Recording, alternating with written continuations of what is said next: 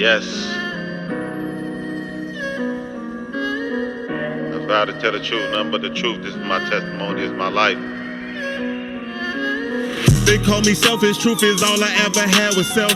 They claim I'm selfish, where were you when I had asked for help? They say I'm That selfish. was Tony Sosa with Selfish. Welcome to the Rise Weekly Review for September 27th through October 4th, 2021. On Sunday, an 18-year-old was shot in South Shore. Around 4:52 p.m., the young man was out in front of a home on the 7400 block of South Colfax. Two men reportedly came up to him, and one pulled out a gun and began firing shots. One of the shots struck him in the knee. He was taken to the University of Chicago Medical Center and last reported in fair condition. Anyone with information on this or other Chicago crimes can call 311 or leave an anonymous tip at cpdtip.com. During the week, an update came out about a man shot on the Calumet City Hammond border. On September 21st, 36-year-old Larry Jordan was near 165th and State Line Road when he was shot multiple times. Jordan was taken to Advocate Christ Medical Center in Oak Lawn. Around 3:40 p.m., he passed away from his injuries. Anyone with information on this or other Calumet City crimes can contact 708-858-2500 or leave an anonymous tip at 708-891-7867. East Chicago police arrested a man on Friday accused of holding a woman hostage and repeatedly beating and stabbing her. According to reports, on September 15th, a woman had encountered a 46-year-old man by the name of Darian Carter at Callahan Park. The woman reportedly knew Carter for 9 years and considered him a family friend. Carter asked the woman to walk with him to her apartment to get something. The woman went and waited for him on the front steps of the building located on the 3700 block of First Street in East Chicago. While she was waiting, Carter allegedly grabbed her and dragged her into a basement apartment. Carter reportedly held the woman for 12 hours, stabbing her to keep her from escaping.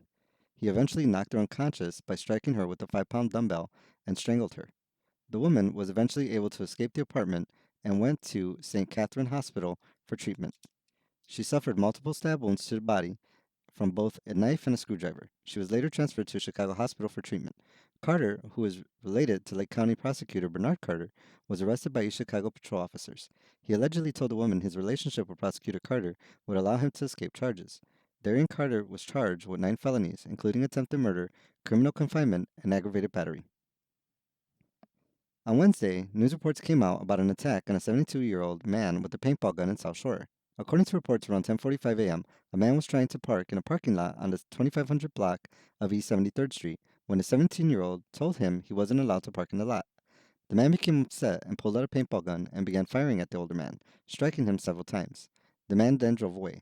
The 72-year-old suffered bruises but did not require hospitalization. A Lansing teen is facing charges after making a number of threats to schools in Chicago during the past couple weeks. 18-year-old Jordan Hassell was accused of making threats on social media against several schools in Chicago. Hassell was accused of reposting social media threats made in another state and directing them towards Chicago public schools.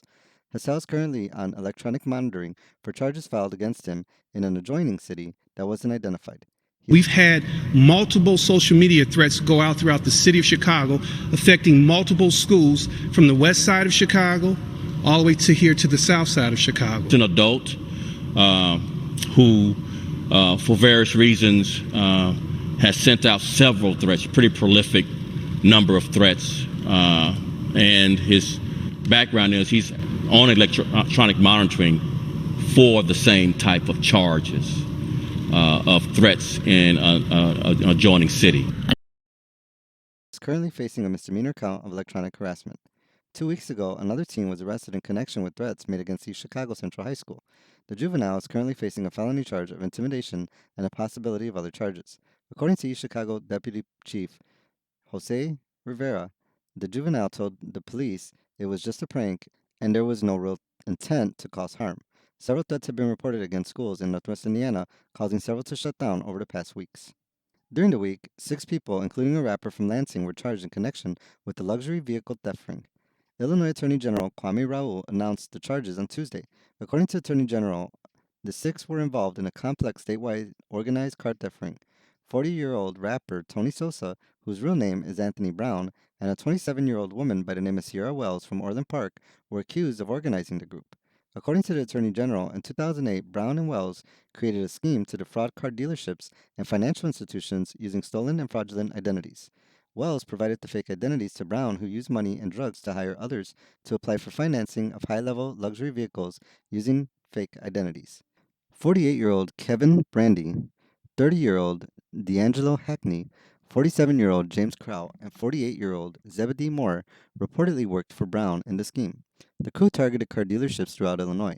The Attorney General's office worked on the case for several years, and with the aid of various Illinois law enforcement agencies, including Barrington and West Chicago Police, the U.S. Secret Service, and banking, insurance, and the automotive industries were able to identify the suspects and file charges. Brown and Wells are facing several felony counts of identity theft, aggravated theft of a motor vehicle, organizing a continuing financial crimes enterprise, theft by deception, financial institution fraud, and forgery. If convicted, both can face charges ranging from probation or 6 to 30 years in prison. In other news, a story shared on social media about an Illinois state police officer had brought more attention to mental health issues. On Friday, news reports circulated about the death of State Trooper Gerald Mason, who took his life on the Damrine Expressway while on duty. 35-year-old Mason was an 11-year veteran of the state police who had always dreamed of being a police officer. It is unknown what led Mason to taking his own life, but the story is not unique. According to a law enforcement mental health advocacy group, 105 police officers have died this year from suicide. Studies suggest that officers are more likely to take their own lives than die in the line of duty, with officer suicides at 30% higher than the general population. In Chicago, the rate is 60% higher than the national average. Following the suicides of two Chicago police officers within days, the city of Chicago announced plans to hire a mental health advisor. However, it is unclear if the Illinois State Police have enacted any similar efforts. The Indiana General Assembly has finalized its redistricting process. The Republican controlled Senate voted 36 to 12 to adopt the new congressional boundaries. All 11 Democrats and a retiring Republican Senator, Ron Grooms from Jeffersonville, voted no on the changes. The Republican controlled House also voted in favor of the changes, with 64 voting yea and 25 voting nay. Republican Governor Eric Holcomb is expected to sign the new maps into law, and they will take effect beginning in the 2022 elections. The map changes are expected to keep control of both chambers of the General Assembly in Republican hands for at least the next decade. Indiana beaches reopened during the week following a large chemical leak from the U.S. Steel plant in northwest Indiana. On Sunday the 26th, reports came out about a large rust-colored liquid discharged into Lake Michigan from the plant caused by high levels of iron release. Federal and state agencies were investigating the matter to see if the leak had violated the Clean Water Act and other potential environmental impacts. Preliminary water samples by the U.S. EPA indicated levels of harmful metals and chemicals in the water suggested the releases did not exceed federal maximum limits. The plant was under federal review following an agreement where the company agreed to pay more than $1.2 million in penalties for contaminating water with pollutants, including harmful metals such as hexavalent chromium. Although local residents cited concerns, some on social media questioned why area environmental groups that have been pushing waterfront rezoning for recreation have been silent on the spill and potential health hazards. In other news, the Federal Equal Employment Opportunity Commission is suing Ford for refusing to hire a pregnant job applicant. The agency is alleging Ford discriminated against the applicant after not making a conditional offer to hire the applicant who passed the company physical but then wasn't hired at the stamping plant in Chicago Heights that supplies the assembly plant in Hegewisch. The federal agency claims the woman was promised a conditional job offer in June 2019 if she passed the background, physical, and drug test. She was reportedly cleared for hire but had told a physician with Ford that she was pregnant in August. Despite being cleared for the work, the EEOC alleges she was not scheduled for the first day of work, and after repeatedly contacting Ford, she was told in October that Ford was no longer hiring. The EEOC alleges Ford violated Title VII of the Civil Rights Act of 1964 that prohibits discrimination against applicants on the basis of sex, including pregnancy. A Northwest Indiana family is urging other area residents to take precautions and get vaccinated following the loss of their teenage son from COVID 19. A student at Edison High School, 18-year-old Carlos Nunez Jr., had spent months in the intensive care unit following an infection from COVID 19. Despite showing signs of improvement, during the week the virus infection caused a heart condition that led to him passing away. His 15-year-old brother, Pablo, was also in the ICU with him after also contracting the virus. He wanted people to get the vaccine so they wouldn't go through the same thing he went through. There were no more people dying, because it's really hard to let people go. Neither were eligible to receive the vaccine prior to becoming infected. Pablo has been released from the hospital but remains on oxygen and is receiving physical therapy to help his heart and lungs recover.